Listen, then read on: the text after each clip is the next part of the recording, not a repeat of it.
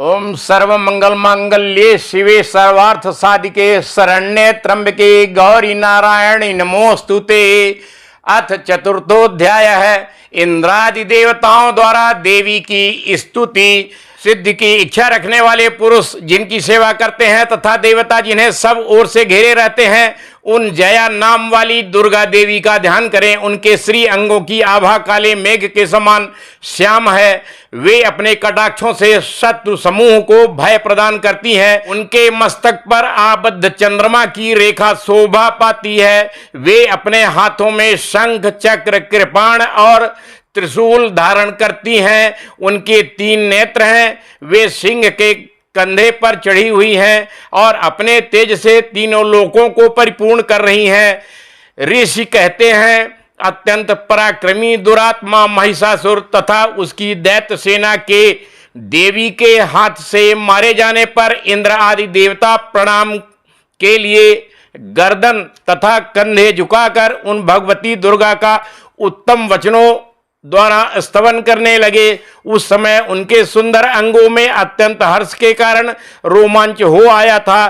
देवता बोले, संपूर्ण देवताओं की शक्ति का समुदाय ही जिनका स्वरूप है तथा जिन देवी ने अपनी शक्ति से संपूर्ण जगत को व्याप्त कर रखा है, समस्त देवताओं और महर्षियों की पूजनीया उन जगदम्बा को हम भक्ति पूर्वक नमस्कार करते हैं। वे हम लोगों का कल्याण करें। जिनके अनुपम प्रभाव और बल का वर्णन करने में भगवान शेषनाग ब्रह्मा जी तथा महादेव जी भी समर्थ नहीं है। वे भगवती चंडिका संपूर्ण जगत का पालन एवं अशुभ भय का नाश करने का विचार करें। जो पुण्यात्माओं के घरों में स्वयं ही लक्ष्मी रूप से, पापियों के यहाँ दरिद्रता रूप से, शुद्ध अंतःकरण वाले पुरुषों के हृदय में बुद्धि रूप से, सत्पुरुषों में श्रद्धा रूप से तथा कुलीन मनुष्य में लज्जा रूप से निवास करती हैं, उन आप भगवती दुर्गा को हम नमस्कार करते हैं।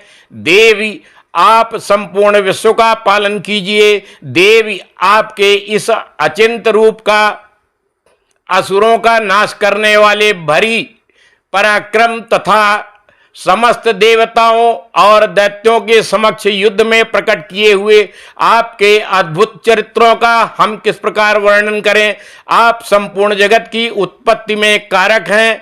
आप में सत्व गुण, रजोगुण और तमोगुण ये तीनों गुण मौजूद हैं, तो भी दोषों के साथ आपका संसर्ग नहीं जान पड़ता। भगवान विष्णु और महादेवी आदि देवता भी आपका पार नहीं पाते। आप ही सबका आश्रय हैं। यह समस्त जगत आपका अंशभूत है, क्योंकि आप सबकी आदिभूत अव्याकृता परा प्रकृति हैं। देवी संपूर्ण यज्ञों में जिसके उच्चारण से सब देवता तृप्ति लाभ करते हैं, वह स्वाहा आप ही हैं। इसके अतिरिक्त आप पितरों की भी तृप्ति का कारण हैं, अतएव सब लोग आपको स्वधा भी कहते हैं। देवी जो मोक्ष की प्राप्ति का साधन है, अचिंत महाव्रत स्वरूपा है, समस्त दोषों से रहित जितेंद्रीय तत्व को ही सार वस्तु मानने वाले तथा मोक्ष की अभिलाषा रखने वाले मुनिजन जिसका अभ्यास करते हैं, वह भगवती पराविद्या आप ही हैं। आप शब्द स्वरूपा हैं।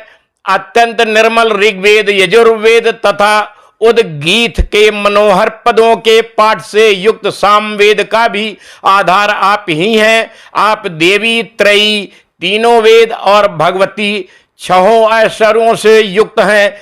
इस विश्व की उत्पत्ति एवं पालन के लिए आप ही वार्ता, खेती एवं आजीविका के रूप में प्रकट हुई हैं। आप संपूर्ण जगत की घोर पीड़ा का नाश करने वाली हैं। देवी जिससे समस्त शास्त्रों के सार का ज्ञान होता है, वह मेधा शक्ति भी आप ही हैं। दुर्गम भवसागर से पार उतारने वाली नौका रूप दुर्गा देवी भी आप ही हैं।